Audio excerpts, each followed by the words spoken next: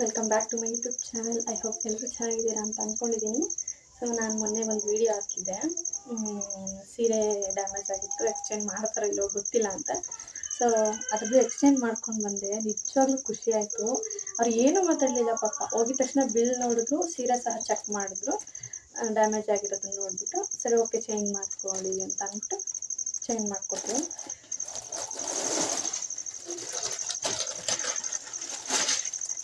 Change ಮಾಡಿಕೊಡ್ತಾರೆ ಅಂತ ನಿಜವಾಗ್ಲೂ ಅಂದ್ಕೊಂಡೇ ಇರಲಿಲ್ಲ. ಅಂದರೆ ಇದಕ್ಕೆ 200 ರೂಪಾಯಿ 250 ರೂಪಾಯಿನೋ ಎಕ್ಸ್ಟ್ರಾ ಆಯಿತು. ಬಾರ್ಡ್ರ್ ಬಂದ್ಬಿಟ್ಟು ಒಂದು ಸ್ವಲ್ಪ ದೊಡ್ಡದು, ಗಂಡ ಬೈರುಂಡ ಬಾರ್ಡ್ರು. ಖುಷಿ ಆಯಿತು ತುಂಬಾ ಚೇಂಜ್ ಮಾಡಿಕೊಟ್ಟಿದ್ದಕ್ಕೆ. ನನಗೆ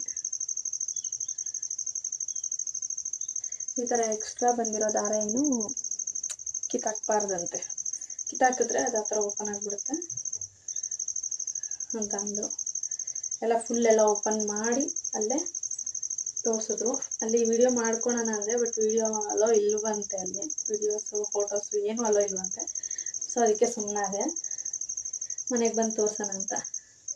ತುಂಬ ಖುಷಿ ಆಯಿತು ರಿಟರ್ನ್ ಮಾಡಿದ್ದಕ್ಕೆ.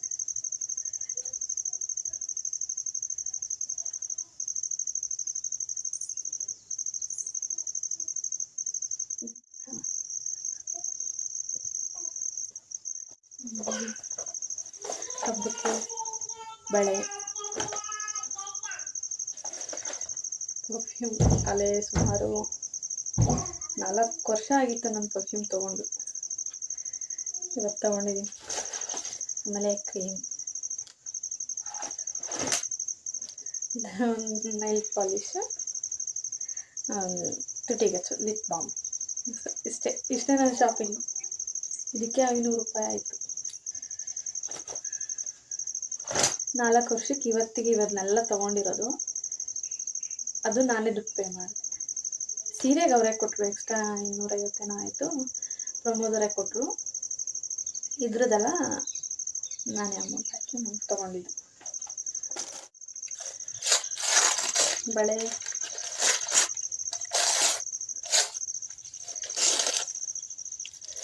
ಗೌರಿ ಹಬ್ಬಕ್ಕೆ ಇಡೋದಲ್ವ, ಸೊ ಅದಕ್ಕೆ ಹಸಿರು ಕಲರೇ ತೊಗೊಂಡೆ. ಚೆನ್ನಾಗಿದೆ.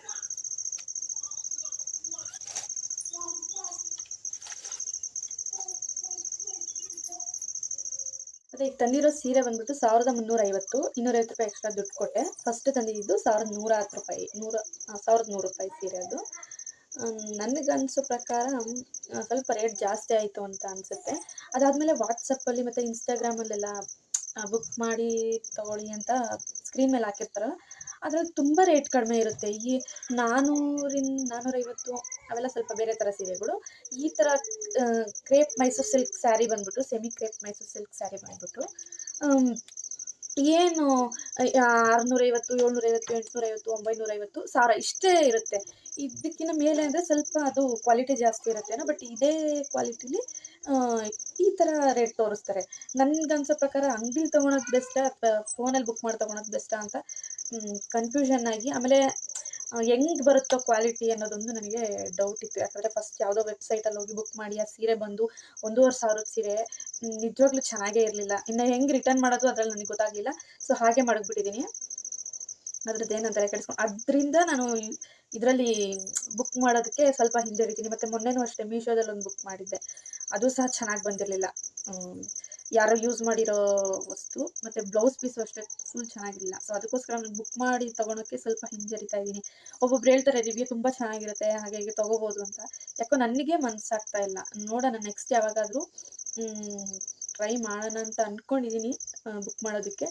ಬಟ್ ಈ ಸಲ ನಾನು ತೊಗೊಂಬಂದಿದ್ದು 1350 ರೂಪಾಯಿ ಸೀರೆ ಸ್ವಲ್ಪ ನನಗನ್ಸೋ ಪ್ರಕಾರ ರೇಟ್ ಜಾಸ್ತಿ ಆಯಿತು ಅನಿಸುತ್ತೆ. ಏನೋ ಅಂದರೆ ಆ ಎಸ್ ಎಸ್ ಪುರಮಲ್ಲಿ ಆಲ್ಮೋಸ್ಟ್ ಆಲು ಸ್ವಲ್ಪ ಕಾಸ್ಟ್ಲಿನೇ, ಕ್ವಾಲಿಟಿನೂ ಚೆನ್ನಾಗಿರುತ್ತೆ, ಬಟ್ ಆದರೆ ಸ್ವಲ್ಪ ಕಾಸ್ಟ್ಲಿ. ಏನು ಮಾಡೋಕ್ಕಾಗಲ್ಲ, ತೊಗೊಂಬಂದಿದೆ. ಬಟ್ ಎಕ್ಸ್ಚೇಂಜ್ ಮಾಡಿಕೊಟ್ರು, ತುಂಬ ಚೆನ್ನಾಗಿ ಮಾತಾಡ್ಸಿದ್ರು. ಏನು ಹಾಗೆ ಹೀಗೆ ಅಂತ ಏನೂ ಹೇಳಿಲ್ಲ ಪಾಪ. ಹೋಗಿದ ತಕ್ಷಣ ಡ್ಯಾಮೇಜ್ ಆಗಿದೆಯಾ, ಸೊ ಓಕೆ ಚೆಕ್ ಮಾಡಿದ್ರು, ಕೊಟ್ಟು ಕಳಿಸಿದ್ರು. ತುಂಬ ಖುಷಿ ಆಯಿತು. ಓಕೆ ಅಷ್ಟೇ. Thank you. ಹೊಸದಾಗಿ ಯಾರೆಲ್ಲ ಚಾನಲ್ನ ನೋಡ್ತಾ ಇದ್ದೀರಾ ಸಬ್ಸ್ಕ್ರೈಬ್ ಮಾಡ್ಕೊಂಡು ಸಪೋರ್ಟ್ ಮಾಡಿ.